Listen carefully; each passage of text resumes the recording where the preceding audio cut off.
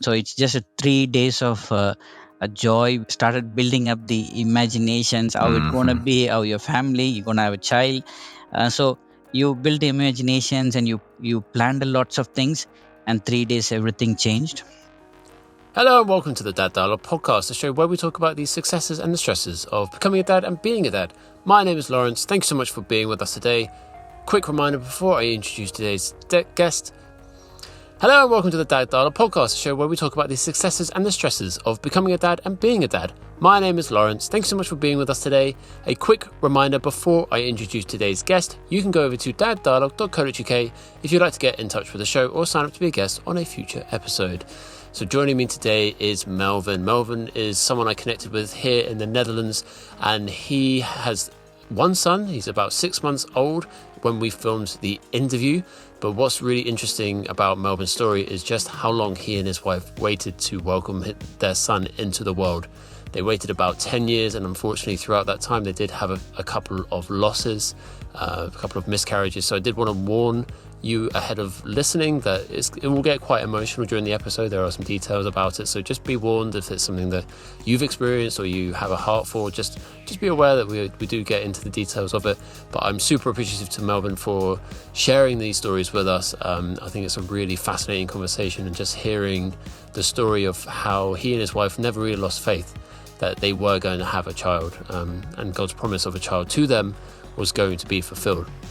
And we talk a lot about just the power of prayer and what that kind of looks like and practically what it means. So even if you're not a Christian, not a person of faith, we kind of break it down into easy to understand language, and we really talk about it for you if you're not someone of faith. So I really do encourage you to listen on and just see Melvin's heart for being a father and sharing this story. As I said, I was really appreciative of being so open and vulnerable with us with this story. So with all that being said, let's get into the conversation. Melvin, thank you so much for taking the time coming on the Dad Dialogue podcast. Can you just start off by telling our listeners just a bit about yourself and your family? Yeah, sure, Laurence. Thanks for this opportunity as well to talk with you. So my name is Melvin. I'm been married. My wife name is Shamila. We've been married for 10 years. Wow. And we blessed with a son. He's just 6 months old. Mm-hmm. I'm from India. I live in Netherlands almost 11 years now. I wanted to kind of start off by, first of all, just asking how you're finding, new fatherhood, 6 months old. I think we've had like one of my other early guests when I first started was someone who had like a 4-month-old or 5-month-old. So you haven't quite won the race in terms of having the youngest kid, but you're very close there. So how are you adjusting to early fatherhood? I would say it's a very emotional moments, I would say. So which is a completely new experience for me. Holding I have holded lots of babies, carried my niece and nephews. But when you have your own child, and it's more like loving and bonding. So always it's giving more responsible for me. So it's a different feel. I always feel I'm responsible. I have to do this. Sometimes I really feel like the meaning of the father. I never felt that all in my life, but now I can feel that, what I'm doing it's kind of a duty of a father. So it's a very different experience and feel, which I can express few things, but some things I cannot express. It's more about the feeling, joy. Yeah, that's an interesting way to put it as well. Like just starting to realize the kind of the duty of a father, like you put it, and kind of unpacking what that looks like for you and your own family. And I think that kind of gets at the heart as to partly why I do this podcast, even of trying to lift up stories of fatherhood, is that, I fully believe that duty of a father is such an abstract thought and like concept that it will look different from everyone else, but it gets built upon in so many different ways. Obviously being a dad and like going through the experiences of like with your son or your daughter, but also like being alongside other dads for the journey, so to speak. And so yeah, that's a nice way to put it. I don't think I've ever heard anyone kind of put it that way, to kind of like realizing what that duty has been like. Sometimes it's also emotional connect. You have it. So sometimes it reflects your characters as well. So it's a very, I would say, blessed feeling. Mm-hmm. I'm good that after 6 months, that's the kind of the overwhelming feeling that you have. I think for Yes, everyone true. at 6 months in, that's a good place to be for sure. So I'm curious in terms of living abroad and obviously getting married abroad, or I guess you said you've been here Mm. 11 years. So you would have been here for a year and then got married, and now having your son abroad. Can you just talk a little bit about kind of what that's looked like in terms of the distance from India, maybe what your family traditions might have kind of played a part in certain things, and how important family is to your extended family? Yeah, some of the challenges that might have come along at trying to be international but still be connected. If that makes sense. Yeah, sure, definitely. As yeah, India is more like family connected culture. Mm, Um, Even your parents live with your kids. mm-hmm, That's a kind of a culture there, and it's a mm-hmm, responsibility of elder son or a elder daughter. They take care of your parents. So mm-hmm, basically, we're very much connected together. And moving from India with that kind of a culture, and it's a very very big challenge for me. Um, but I also have to move for the support my families and to continue my work here. So it's a big step, but it was doesn't come very easily that I took that big step with the help of prayer and God's guidance. Came here, and so it's a two sides. Like sometimes we miss the family support on some situations. We miss celebrations. We miss to be with them around when they need. It's not easy, to travel immediately, mm-hmm, go back and see them. But the other end is also like building the family, a new life for me individually, and also to learn myself to explore things, how to build the family life, how to mm, run things on my individual. So it has both side. But especially my son, he is born in India, and till now he's been supported by the families, taking care of everything.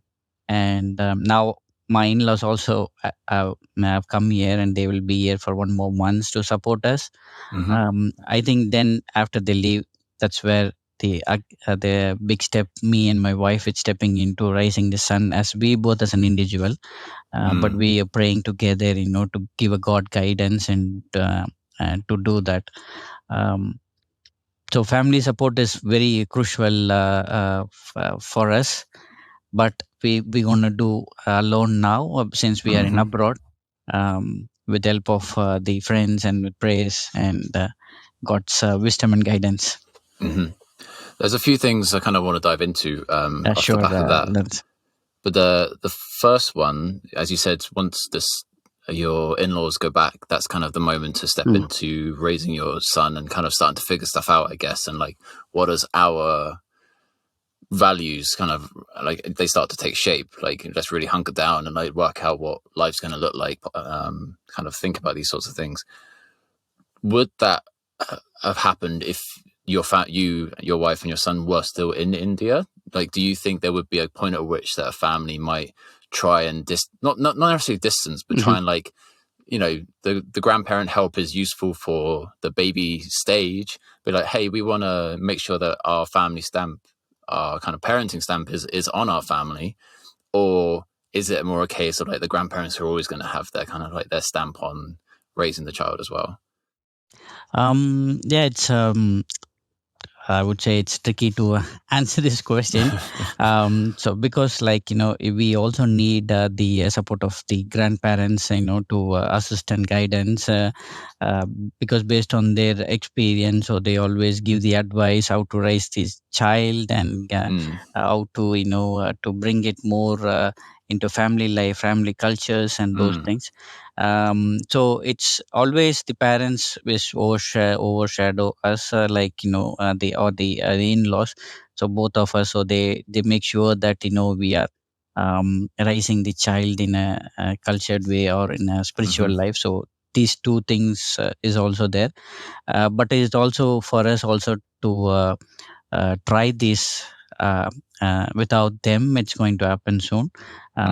So with all the inputs and all the experience they shared, so we're gonna try individually ourselves, make that possible.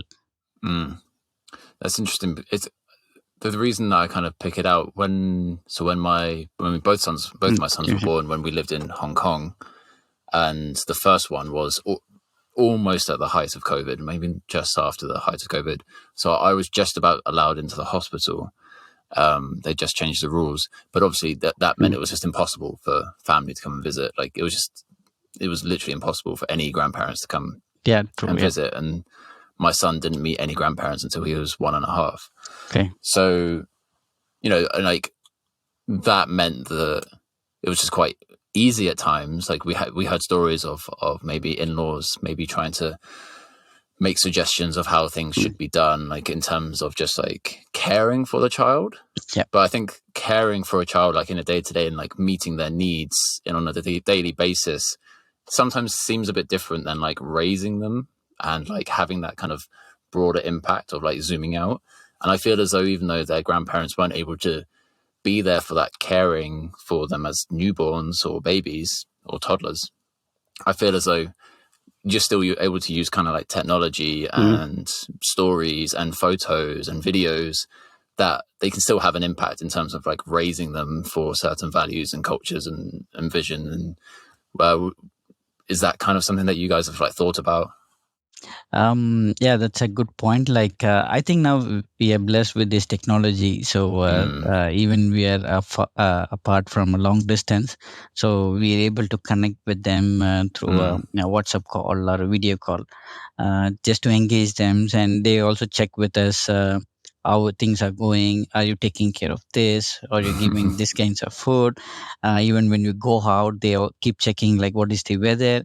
Did you wrap your baby with right warm clothes? So basically, yeah, even when they are away from physically, they are not present here, but still, they are. We feel like okay, they are with us. So one technology really help us to connect with them. At least thankful for that kind of invention.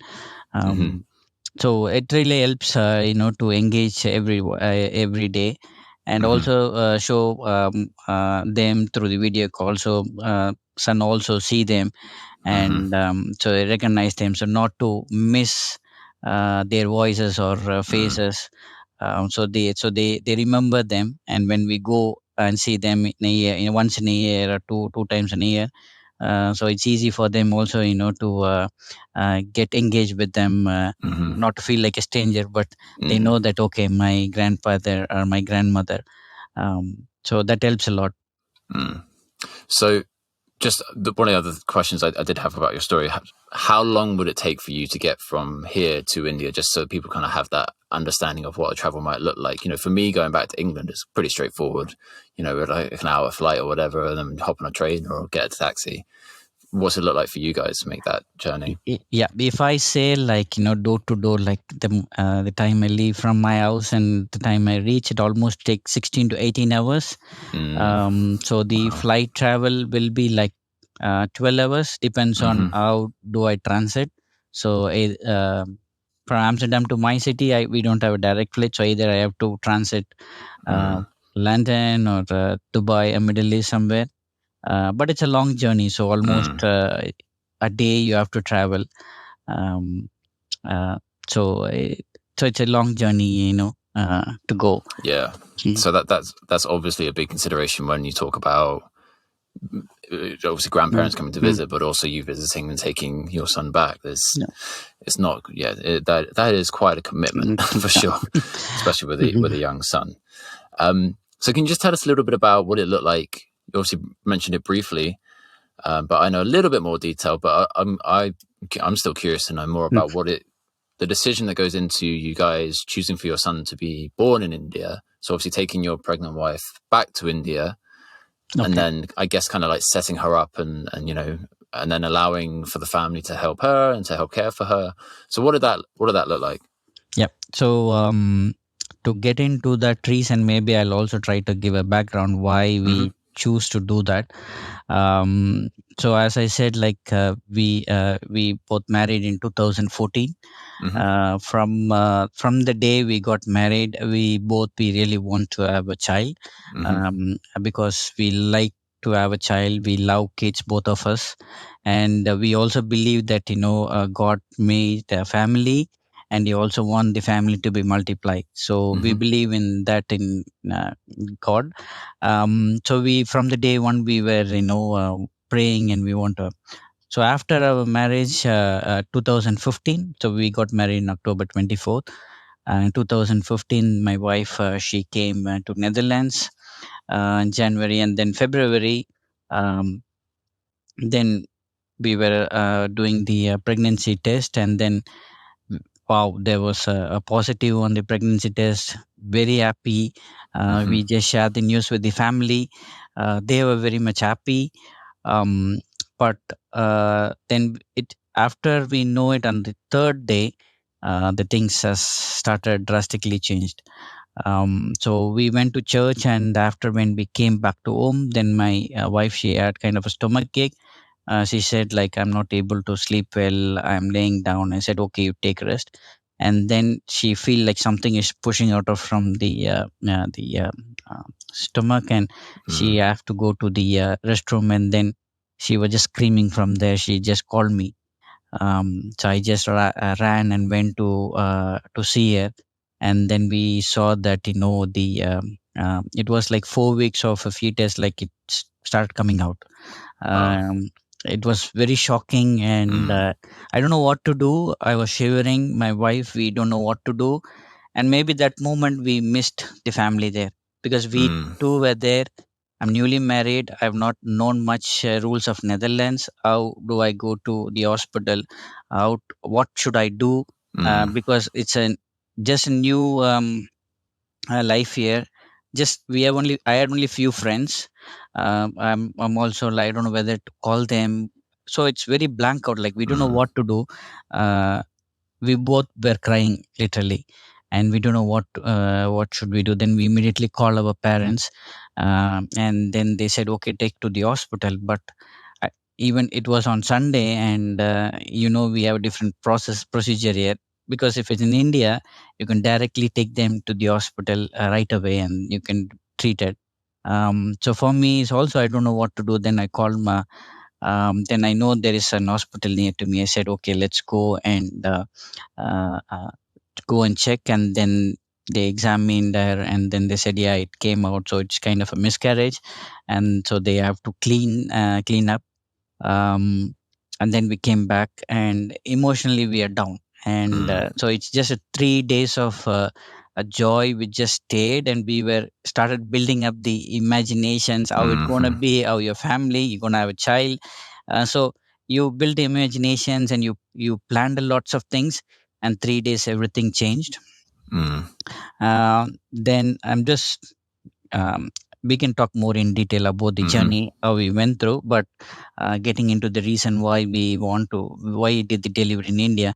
Mm-hmm. Then it's years passes, nothing was happening, lots of disappointment. And then parents and my friends, they said like, you guys, can you do kind of a medical checkup? Maybe can be some issues. So okay, so we said, okay, let's give a try. So Mm-hmm. we also did a test ourselves. So I did the medical checkup for myself, and I also did medical checkup for my wife, and everything came very positive. So nothing wrong. And the doctor's advice said it's only the timing. You guys still have age. Um, so they didn't do anything. So they didn't advise Mm. anything. But we also praying, and lots of questions coming. Why this is happening? Why there is a Mm. delay? Um, then after years like 2022, um, again there's another a miracle happened. Then so this time we saw that she got pregnant for the second time. Mm. It's a joyful moment. But it happens on 2022, 2021, as I mentioned earlier, I lost my father. So my family was very worried, and I'm also very lost. with my thoughts, and emotionally Mm. I'm down. But this news really came and built up our family, and we are very much happy that this the miraculous happened. So we were in Netherlands, and then I called the hospital, and I said, um, we saw it pregnant, and we want to check, but they told us, like, we normally do the checkup only on 8 weeks, so we see how the baby is grown. So, but we requested them, can we do it little early, because we have passed in a different background. But they said, like, no, we do at 8 weeks. That's a normal procedure. Mm-hmm. So you can just wait until that. But uh, in our hearts and mind, like, we should not lose this as well. So, Mm. but we were praying. So on eighth week, we got appointment, and I went to a midwife centrum, to do the scan. Uh, our heartbeat, I could, hear my own heartbeat. One other side, I'm happy, and the other side also there is a fear. Mm-hmm. uh, because just 2 3 days back, my wife was telling me her symptom was little different. It started Mm. not showing much symptom in her body. So we are very much scared about that, and again the fear started filling in ourselves. But we prayed and we prayed, and then they started did this scan to see how the fetus has been grown. Mm-hmm. And she didn't talk 10 15 minutes, the midwife. She keep on doing, and that moment I realized something is wrong. And I can see my wife already, she having a tears coming out of from her Mm. eyes, and I'm also down. I'm blanked out. And after 15 minutes, the midwife said, like, I see the fetus, but unfortunately, you are in eighth week. But I see it's a growth of fifth week. So there is no growth for 3 more weeks. I think it looks it's stopping. Wow. Because that's where you should have a healthy fetus, and then it has to go. You should have the heartbeat, Mm-hmm. and nothing coming out of my mouth. I don't know what to react, and I said, so Mm. what is your suggestion? That's what I asked. So she gave a kind of a positive hope. Okay, maybe it's eighth week. Maybe for few of them, the fetus will grow a little late. Let's wait for 2 more weeks, and then we can redo the scan. So we thought, okay, let's come and let's pray. God can change everything, because Mm-hmm. God is giving this. And then again, uh, we waited for 2 weeks. We went to a different hospital, and the gynecologist, like, she was again scanning it, and it came out with the same result. And she said, um, 10 weeks now, still it's in a size of fifth week. She said, unfortunately, looks like gonna be a miscarriage. So Mm. she gave three options. Either, if you I can give some tablets, so the fetus comes out, or we can wait naturally, it can push it himself, or we have to do the DNC. We said, no, no, no, we don't want to go for medicine, or we don't want to do the surgery. uh, Let it come by itself. If I ask, like, how long we can wait, like that, maybe they said 2 3 weeks. More than that, I think it's not advisable. So then you have to decide for that. I said, okay, we'll come and pray. So I just prayed only one prayer, Lord. In this situation, I still believe that you can do some miracles. But if it's not your will, we don't want to go for these two kind of decision. Either it should come out naturally. Then in 2 days, then it came out very naturally. um, so all our dreams again, the hopes that we built, the discussions where me and my wife were talking about what baby it's going to be, are we going to rise, so all Mm. have been shut down. Literally, we were not talking each other for 2 3 days. We don't know what to talk, Mm. what to Mm. conversate, like we are literally at. So that the moment also we miss the family, to support us. Mm. So because we didn't tell this also to the families or friends who were here. Um, because we said to 2 3 family members, but again when we called them and they said it was negative, they were also very broke down. Mm. And it was also a challenge for to their faith, because they Mm. were also praying with us for all Mm. these years, and it happened on Wow. 7th year. So and that's the reason this time in 2024, when as soon as we know that she got pregnant, and then we decided, okay, let's take a moment, let's stay you stay with your parents, and my family is also there. So anything happens, normally they take care of us. So Mm. um, so that was missing.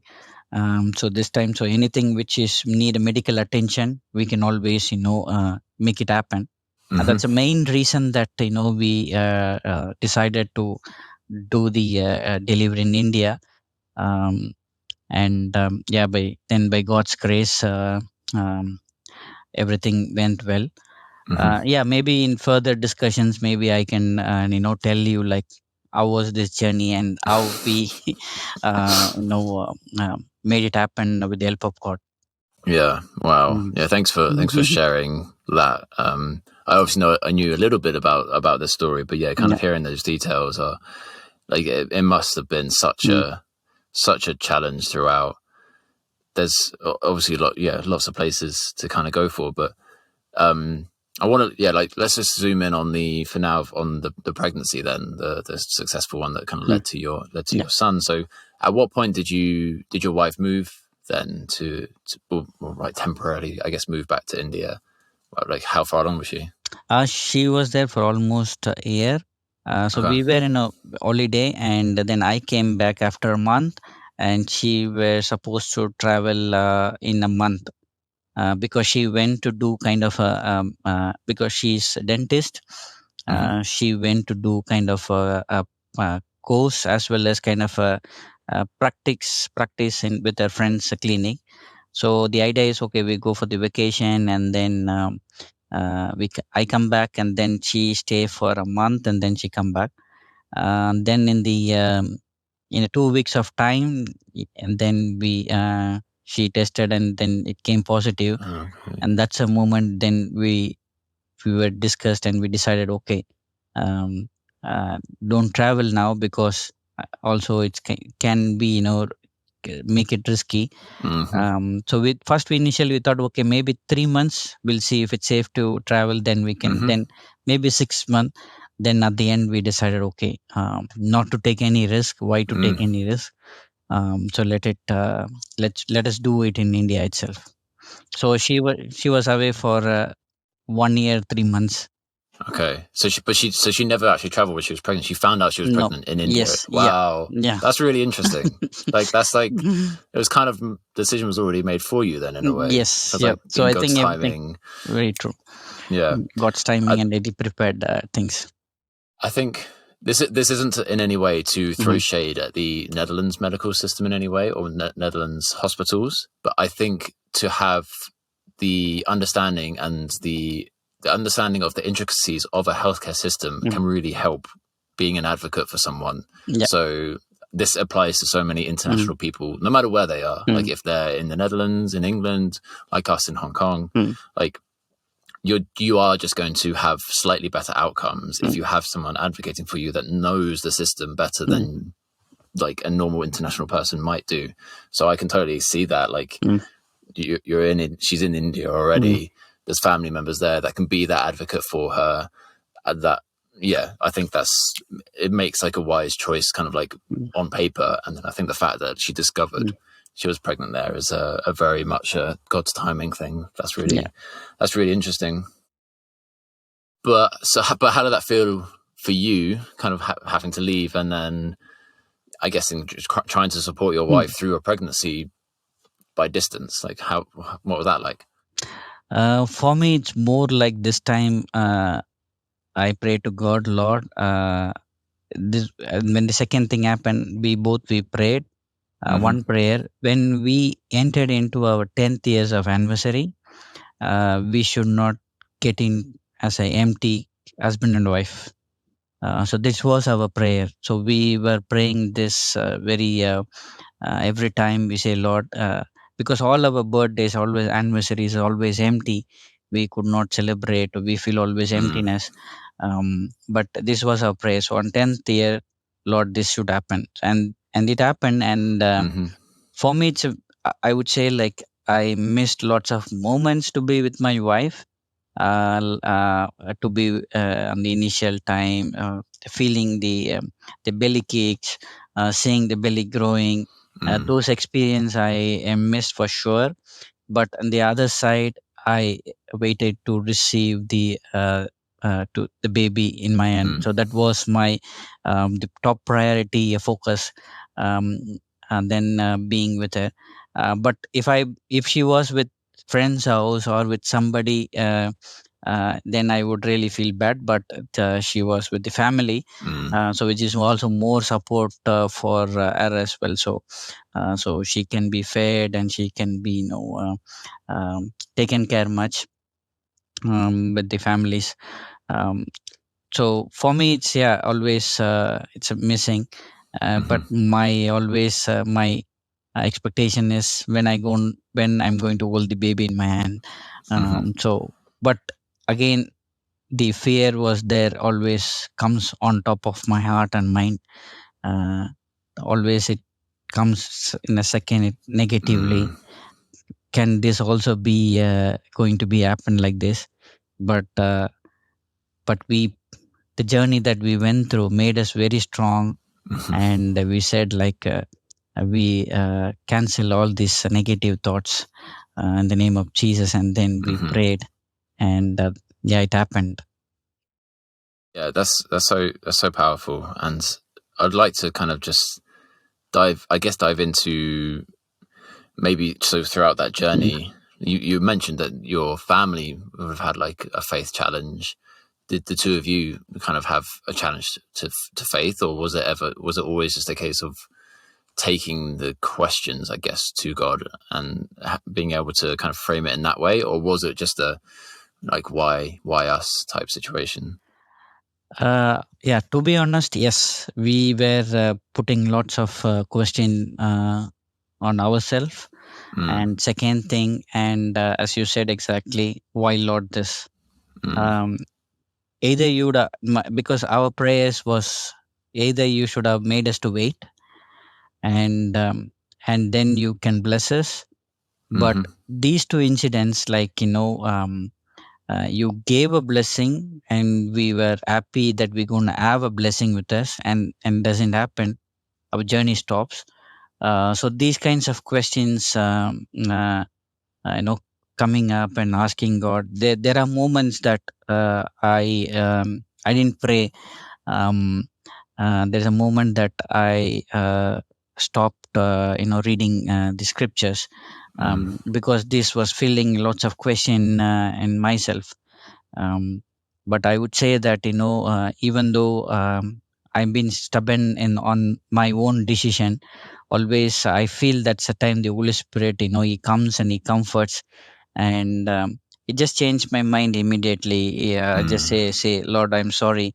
I'm being like a normal person, Mm-hmm. but you are the greater God with me. So it was up and down, I would say. Mm-hmm. And to every moment. And almost we would have bought 200 plus of pregnancy test. And Wow. every time, all these years, three every time we used to get 4 5 brands to make sure that every at least one, we every by our faith or hoping is at least one Mm. brand can, accurately measure. Okay, first day we test five, nothing happens. Okay, we will wait. Okay, let's wait for 3 more days, then again we do the test. So every time, it's when you don't see the positive sign, you come back very disappointment, your day is gone. But I would say it's only because of God's strength. um, Mm-hmm. we were able, to get into in the journey of our life. Mm-hmm. If So that's where the importance of the Holy Spirit, our importance of God, should be there in every human life. Mm. And I want to take a moment to say to the listener that's out there, if some non-Christians have made it to this point and are still listening at this point, I think it's a really important thing to kind of, when we're looking at questions about what's happened to us, and it's very easy to kind of like question, oh, is God there? Is God responsible for my suffering? Is this happening because I've done something? And all these questions can quickly fill up your brain, and they're ones that you can't really do anything with. They're just kind of stuck there. But the Bible is absolutely full of people lamenting their feelings to God and framing their questions in a way where God can actually respond. And, I always look at David and his story of being persecuted by, his best friend's dad, and he's on the run for so long, and he's crying out to God, why, God, why have I have nowhere to lay my head. I am constantly on the run. Why is this happening to me? Why? And that emotion is real, and God wants us to take our emotion to him. But what if it's just a very quick shift of how you're asking those questions? If you're asking them inwardly about something happening to you, as opposed to trying to take it to God and trying to just connect emotionally, I think it's just a very powerful thing and I appreciate kind of hearing your story. And it sounds as though that is primarily kind of the outlook that you guys would have had. I am interested. I've had a few other people on the show who've mentioned about miscarriages and losses, and in general, just struggling as well. And I think one of the places that I often go to is, how do you support someone? If a friend goes through something like this, how do you support them? So I'm curious, during this time, I know you've mentioned your family quite a lot in terms of the support structure that they have, but through this time, did you have much input from friends or maybe pastors at a church? What would you say the kind of input from other people in terms of kind of supporting you, and maybe what would have kind of helped in that situation? So I can say the family was there always to comfort us, and talking very in faith. So that's where they always comfort us with God's words, God's promise, to come out of this. And they always say that's fine, no, nothing to worry. And so they really encourage with telling some God's Bible story, as you mentioned. Like David is also one of the because he anointed as a king, but he's running for a life the other side. So he might have also lots of situations he might have been said, Lord, I'm tired, but the promise he received, that he had a faith that the God, the one who promised, is going to fulfill. And it's not maybe your path, you have to get into different paths, so he will teach you lots of things, so you get stronger when you reach that position. So that where they were motivating. And also I had a couple of families here in Netherlands. They prayed with us, and they said, okay, nothing to worry, let's do fasting prayer together. And they step ahead for us, and they said so there are families, they prayed with my wife, they fasted for us, and they prayed. So this really encouraged us. This other family, they woke up at early morning, and at 5, me and my wife and she, they both were connected in phone, they praying for 1 hour in the early morning. So I really wonder, so these friends, God gave me to us during this difficult situation, to encourage us, and to motivate us not to not to go down in faith and have more faith. um, uh, that when we receive the promise of God to have a son, on our wedding day, so on 2014, we, on our wedding, there's a reception, there's a pastor, he came and he prophesied that God is going to bless you with a son. And so we were very happy. But to hold that son in our hand, it took 10 years. And also I mentioned it in my many of my testimonies. So God answers our prayers in, three ways. That's where I learned in this journey. uh, God says yes, I'm going to bless you what you asked. And sometimes, God says no. No is also an answer from God. Mm-hmm. And the third way, the God says wait. and Mm-hmm. and that wait is really where God trying to teach you the patience. But it's not easy to be patient.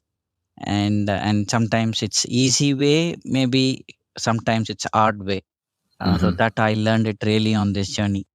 Yeah. um, But when you're talking about these families kind of fasting for you mm, and praying for you, it's it's like what you said. It's to keep the mm, faith and to keep yeah, positive and to keep the mentality. Is again just for listeners that yeah, maybe don't know the kind of why we pray or what we pray for at times. Is in your situation, in these specific circumstances, it kind of is more just to like God's peace and comfort and to find joy again at like through a time of struggle. It's not necessarily to kind of like get what you want. It's like, I want the son now. Like, you're not necessarily praying that prayer because, yes, like if you say I want a son now, then mm, God will just probably say no to that prayer because yeah, then it's not part of his will or his plan. But part of his will and his plan is for his children to be joyful. So yeah, I really like how you've kind of been able to sum all this up, and I come out of this like huge journey, like 10 years, like longer than like a lot of people that I've known who've gone through long journeys to, to start a family, to be able to look back on it. And like, I'm really appreciative that you were so open to kind of like talk about this journey as well, to kind of like, well, no, this has happened and like we've learned from it, we grew from it. It was challenging, of course, it was difficult, mm, but this is what is part of who you are. It's part of mm, what makes your family. So yeah, I'm really glad that you've taken time to share this with us, Melvin. yeah. I like to add one thing. Sorry to interrupt Yeah, you. go for it. Yeah. As you said, like, in this journey, like, people have prayed with us. Because why we pray, that's a good question.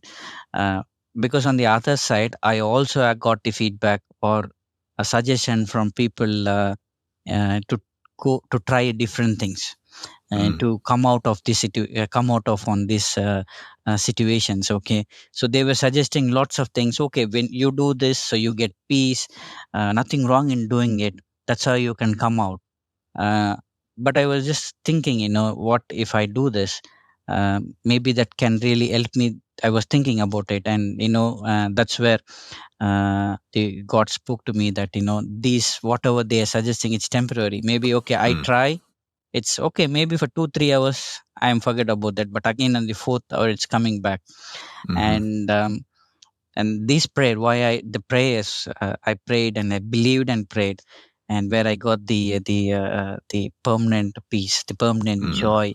Even though I feel down, something comes into me and it comforts me. That's where I see the love of God. mm, And none of the worldly things can give me. It's all mm-hmm, temporary, but the internal joy, that's where we say he is a prince of peace, is a mm-hmm, comforter. I experienced it. It's mm-hmm. experience. So I Yeah. just want to add on that. Yeah, for sure. And I think that just loops back to what we were saying about Yeah. how you can help other people through the situation. I guess I kind of a more secular view might be, oh yeah, take the guy out for bowling or go to the cinema or like cook for them, like cook a nice meal. Like these things aren't inherently wrong. Like they are quite nice things to do, to show someone that you care for them. But yes, it is always just going to be a temporary thing. Mm. Like you can't like no one out there is able to cook for, take bowling, go to the cinema, like provide distractions Yeah. like True. from someone's mentality forever. So I think like your answer Mm. of being it's just prayer, like other people being able to pray for you and commit to that and kind of go into that, I think is such a power. And yeah, like we had I'll try to be really vague because I haven't spoken to them, but there's someone in our church who had a very, very premature delivery, Yep. and it was really touch and go. Mm. Like we learned after the situation, like there was at one point that it was like they might have to make a choice of who they Mm. saved, the mum or the baby. But like, by God's grace, they both Mm. came through with like such low percentage that they both came through. It was unbelievable. But we're in their like life group, their Mm. connect group, so we were being made like aware, like he was telling us what was happening. And I was just like, Mm. what on earth can we do? Mm. Like we now have these feelings. Like there's nothing else we can do, but prayer.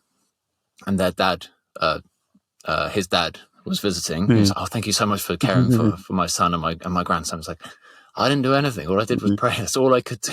Yeah. Like that's literally all I could do. There was nothing else I could do. So yeah, that's our answer, isn't it? That's really just the only that's answer that true. we have. Supporting them, the prayers is very important. For sure. Yeah. So what are you excited about in the future of fatherhood now? I'm curious, do you see yourself kind of setting roots in the Netherlands and your son going to school here? Yeah. So the milestone is like he's growing up and, now to enjoy his first step or first word that he speaks, plan a first day of his school, and create memories with the families together, and maybe planning to go out something. And but on top of it, the focus is to raise my son in faith, and it should be faithful womb. That's what, because my focus is, I want to give him Jesus, because I experienced Jesus, so I tasted how good he is, and so I want to give that to him. He can learn, by him. He can learn lots of things, but I should not miss to give Jesus. So that's more focus, and also to be very supportive to my wife, and this situations, to love and be patient and encourage her. That's awesome. That's awesome. So the final question we always wrap up the conversations with is, if you can think back to before becoming a dad for the first time, what advice would you give to Melvin back then before becoming a father? First thing is, like, maybe you cannot be perfect, you make mistakes. So try to learn from the mistakes, and always get better and better. Support each other, and to be love and patience. That's more important, that I gave that as my advice. And anything, always lean on God. So that's where I know, because that's the only strength for us in all the situations. So prayer is kind of anchor for all the faith and things. So that's more on lean on God. So these things, yes, that's where I have put myself as things to focus. Before we close, maybe I will also ask you a quick question. Like, you've been talking with lots of people, and also you are a father of two sons. So what advice you give? I'm trying to remember. So the reason I always finish with that question is because I always wanted to give myself some advice before I became a dad for the first time. And that is, it's probably less important now that you've got a 6-month-old. It's very early advice, I would say. So I'll try and do it twofold. So for anyone that is like super early on, my advice is always that your emotions, whilst important, are not the most important. And there are two other human beings whose feelings are a lot more important, and that you just kind of need to be able to compartmentalize and take a lot of things on the chin, and just kind of a little bit like what you said, learn from mistakes as opposed to trying to beat yourself up about things, and not get caught up thinking too much about situations or what someone has said, or like how something has been said or how something has been done, or maybe you did something that and something went wrong, and like you just need to just stay the course, I guess, and stay true. So that's kind of like quite early on. I think you kind of get past some of those things. You kind of start to figure things out a little, like once you kind of pass that 6-month mark. My advice, I guess, to anyone else kind of after that point is always just, oh gosh, there's just so much out there, isn't there?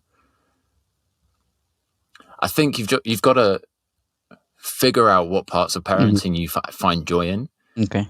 And it's okay to not find joy in every part of parenting.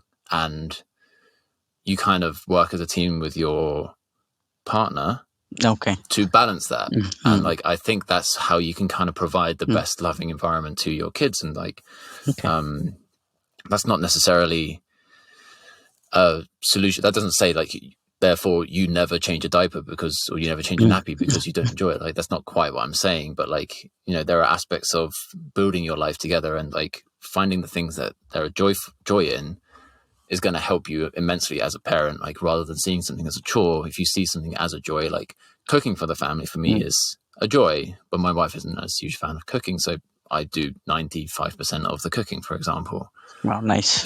She's not as interested in playing with train tracks with my sons as I am, or Lego, and I'll sit and build with the train tracks or the Lego, and I'll find great joy in that. Whereas I really dislike painting with them. It really stresses me out when it really shouldn't. Whereas she's way more creative than I am. She's way more patient when it comes to getting the paints out for them. So that's kind of like the thing that she's like, if they want to do that, they'd often ask her for it. So yeah, finding those little things and like being open and honest about it with your partner, like just to be truthful about it. Hey, like they want to do this, could you help them do it? Or like I'll get them next time when they want to do the trains. Yeah, really, I think like, that's a good one. That's a good point that I'll take for sure. It's a nice tip. Thanks. I hope it's of use. Well, again, Melvin, thank you so much. It's been a pleasure talking to you. Thank you, Laurence. And there we have another Dad Dialogue conversation. Of course, a massive thank you goes out to Melvin for coming on the show and sharing his story and his journey with us. I was just blown away by the conversation that I had with Melvin. And there were things about his story that I didn't know. The fact of his wife finding out that she was pregnant whilst they were just on holiday in India. So then the decision of continuing their healthcare in India, just it all kind of lined up, and it was just so fascinating to hear like how the timing of everything just kind of came together so perfectly.